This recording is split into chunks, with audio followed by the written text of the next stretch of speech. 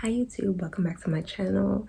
I hope you all have been well. Happy New Year. Today I'm going to be talking about combating that mid-pandemic blues by following these few tips and how I got my mindset to change in just 1 week. So I know it's been about a year since we've all been in lockdown.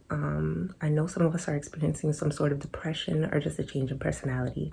Me personally, I feel like I have just been on autopilot. I haven't really been experiencing anything. I've just been living day to day, and that had put me in kind of a bit of a funk. I've been working from home, and to add insult to injury, a few months ago I went to a hairdresser to get my hair straightened, and she severely damaged my hair to the point that I was losing massive amounts of curls. I had worked so hard to get my hair healthy, so I'm back to stage. So everything has just put me into a funk, and the work-home life balance is so off kilter.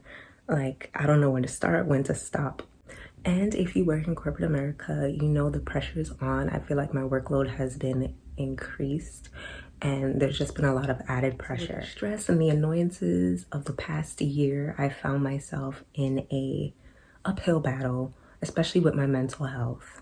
I would log into work annoyed, complaining, fuming, and fretting, and I just wasn't myself. So last week I had an epiphany. I was like, you know what? I'm in control of my mental and my emotional health, and I'm gonna put a stop to this. I don't like the feeling. I don't like being miserable, so I'm gonna change it. So I decided to combat this issue by implementing the compound effect.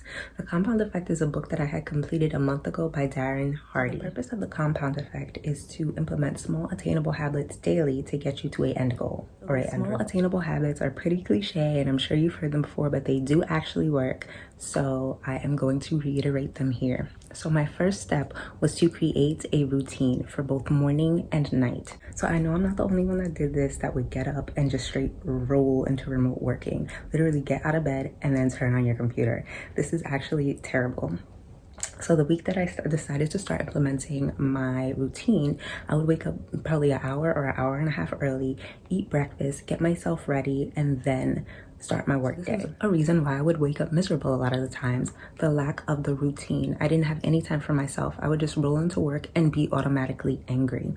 And I also decided to start rereading a book that I had read years ago. It actually started me on my spiritual journey. It is called The Power of Positive Thinking. In the book, the author makes mention of how haste makes waste and how haste creates confusion and aggravation. And he also provides Bible quotes basically saying how nature does not rush. The more you rush, the more mess you bring about. In conjunction with the morning routine, I also created a night routine. I have these shadow work prompts or questions that I ask myself that could be the root of my journaling. So I journal nightly. I also read a positive book. And I also decided to start studying Forex videos for 15 minutes a night.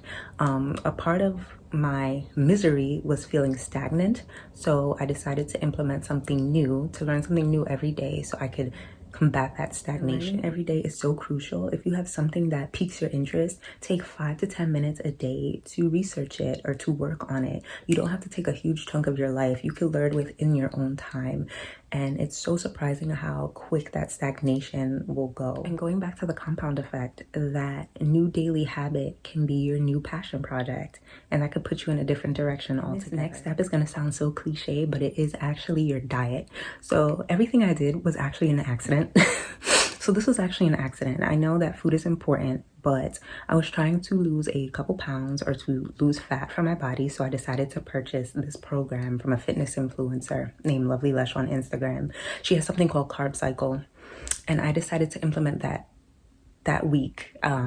It wasn't planned or anything, but I did notice a huge difference in my mood and how I woke up. I was less bloated. I was just overall happier due to the food that I was consuming. To change your diet extremely, you could just decrease sugar or decrease junk food.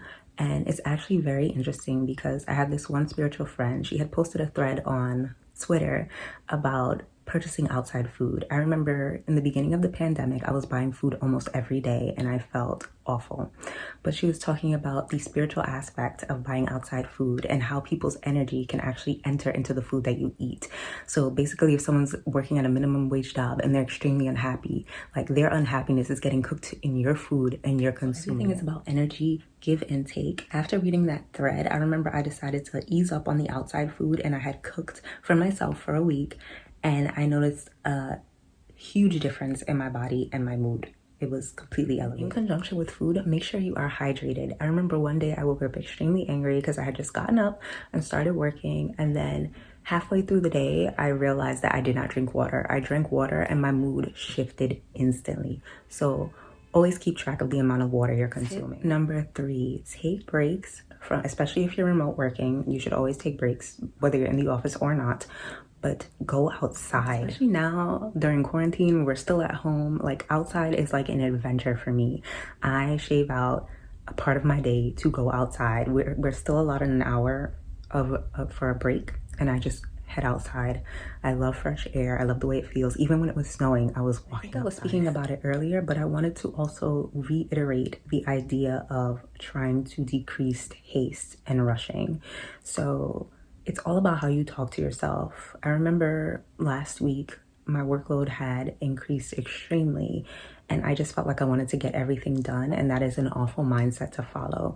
Get what you can get done within that time period. First of all, if you are salaried, you are getting paid the same whether you work hard or not. I mean, always do your best, but do what you can do within your 8-hour time frame, and do not stress yourself any further, and do things one at a time, because the more things you focus on in that time period, the more mistakes you are going to make. The perfect way to avoid haste is to create a list and prioritize what needs to be done now and what can wait, because not everything needs to be done now. That's something that I had to learn in life, and being overwhelmed and stressed aided in me learning that. The last most important step is gratitude. Be grateful for what you have around you. Be grateful for your home, your friends, your health, your sound mind. There's so many things to be thankful for, and once you start focusing your attention on what you have instead of what you lack, your mood will instantly be lifted. And I feel like knowing how to dig yourself out of a rut is so important. I remember pre-COVID, how we would often reset was through vacation, and that option was taken away from us. So now that you don't have the option to just go off where you want to go, you have to be self-sufficient and learn how to handle your mental health. So I hope this video helped you and you can implement some of these practices within your next week or so. Let me know how it goes for you. Thanks for watching, and goodbye.